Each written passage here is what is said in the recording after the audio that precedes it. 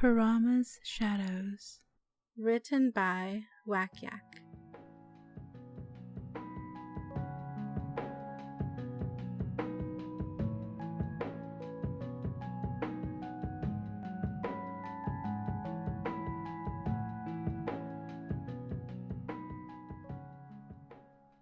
He blends to the depths of the shadows and the whisper of the winds, waiting, watching. What does he watch? Wisps of energy coiling across his flesh like smoke, marking him with sense of charred destruction and selfish rage. A creature such as him should occupy himself with slaughter, thievery, bloodshed. Crouched on the thick limb of a hulking maple, his small form blurs and wavers, becoming invisible to the eye of the one he watches. He is not watching with the intent to kill, not this time. So why is he watching at all? The one he watches leaves his drapes open every night, even when he turns out the light. Unaware of the piercing red eyes that watch as pearly moonlight bathes his sleeping face, casting shadows that only make the vision more mysterious. He does not know why he watches every night. The lights are still on tonight, cutting the oppressive darkness with a golden glow and casting gentle shadows within the room. A strange thought tingles the back of his mind as he watches. Those shadows look warmer than the ones he wraps himself in outside, cold and hollow. He wants it. Maybe for the first time, he wants something intangible. The figure inside the warm glow moves, shifting gentle shadows around him as if he were a spellcaster. Each strand of hair catches the glow like tiny beads of light weaving through the magenta spell, stark against bare skin. Vibrant. A word he has never used, nor ever thought to before, but it is the one in his mind now, seeping into the darkest corners of his consciousness like a spell. His head hurts as he watches. These past weeks he has seen many things which he would never have cared for if that figure in the window did not exist. Things that he wouldn't have considered worth knowing in the slightest. The first night he saw him studying, delicate strands of hair brushing along pages of books, picking up fresh ink. That was something he had done many nights since. It was boring to watch, yet something about the mundanity was captivating. In the second week, he saw him exercising, maintaining already gracefully sloping muscle with endless sets of core activity.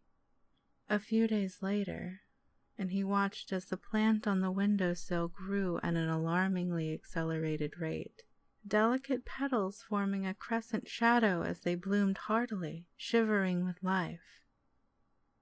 During the third week, he saw the other please himself, mouth agape and cheeks flushed as slender fingers did their work. He watched, confused as to what the figure was doing, or why, perhaps a quirk of his human side. Tonight the figure opens the window, casting soft shadows along the maple, outlined in golden light, breaking the boundary between that private capsule of soft light and the encroaching darkness of the world.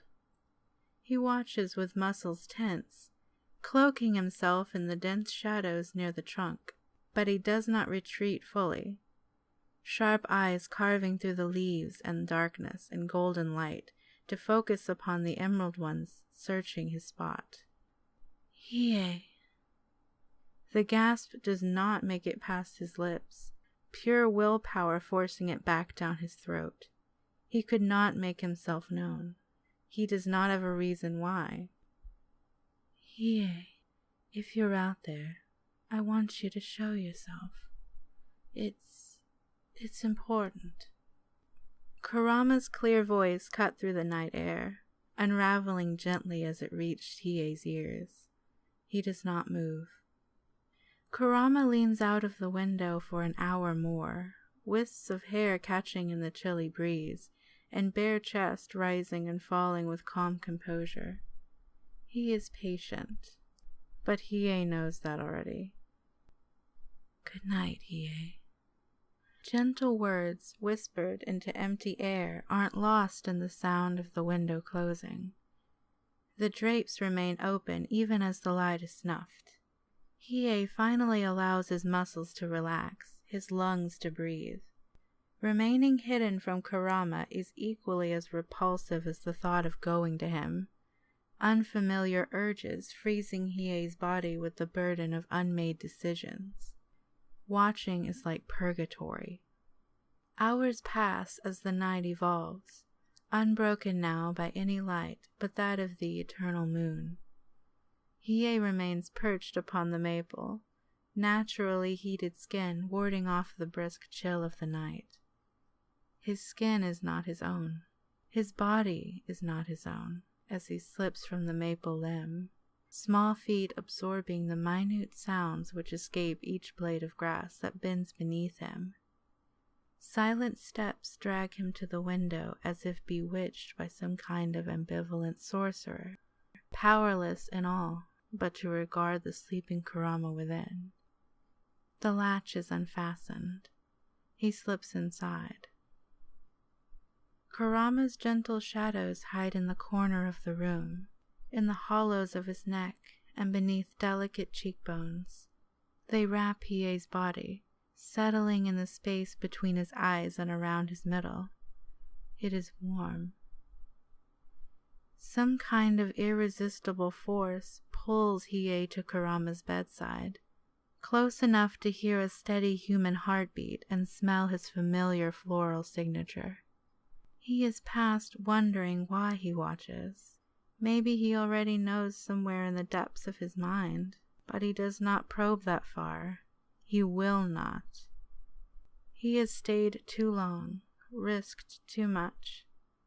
Hiei shifts to leave, to return to his maple, return to his seclusion where he may watch from afar and remain aloof. Something about this room makes his hot skin prickle with goose flesh, or perhaps that is due to his proximity to Kurama as he sleeps, vulnerable and human. Cool fingers wrap around his wrist as he turns, holding him in place. Hiei whips his head around to face Kurama, who gazes at him with probing emerald eyes. Hiei, I knew you would come. His face contorts into a snarl, yanking his wrist free of Kurama's grip. Shut your mouth. Do not touch me that way again. Hiei does not avert his eyes in time to not see as Kurama's sleep-marked face contorts into a fond smile, or how he brushes his curtain of hair off his bare shoulder. He makes for the window once more. A snarl is pulled from between his lips when slender fingers snag him once more, pulling him forcefully by his cloak. Another hand grips his upper arm, and he is overpowered by Kurama's larger size, trapped in his long arms. Bastard, I told you that I would not tolerate. You're bluffing, Hiei. You wouldn't do that to your friend. The private whisper of his voice creeps into Hiei's ears, soothing his rage slightly, but making his skin crawl with some other kind of unknown emotion. Besides, you're the one who came to me. We are not friends. The aggression in Hiei's voice dulls somewhat, small body tensing in arms that hold him too tightly, too presumptuously. Glancing down, he can see Kurama's bare knees on either side of him, as he had been caught. The humiliating position makes his blood boil with anger and offense, heating his skin to the point where it must burn Kurama. Let go of me, or I will have no choice but to kill you. You have destroyed what respect I had for you. Stop lying. The stern command in Kurama's voice stills him, uncharacteristic in its intensity. Hiei can sense how close the fox is, breath displacing some of the hairs at the nape of his neck, rhythm of his human heartbeat resonating within his own chest. Hiei does not speak. He does not move. Hiei, I wanted to ask you something. Hiei does not speak. He shows no indication that he even heard Kurama's gentle voice. Kurama continues regardless. I wanted to ask you if you want to stay here. You don't have anywhere to sleep when you're in the human world. I'm offering for you to stay in my room until you can return home. Hiei feels his chest constrict, small body bristling within his rose-scented prison. You think I cannot handle myself. You insult me. He spits, reinvigorated with the rage that Kurama had managed to briefly temper. Slender fingers twitch against his upper arm, still cool to the touch regardless of the heat radiating from the smaller demon. I was not offering for your safety, Hiei. I was offering for your company. A growl rumbles through Hiei's chest, reverberating through the points of contact between he and Kurama.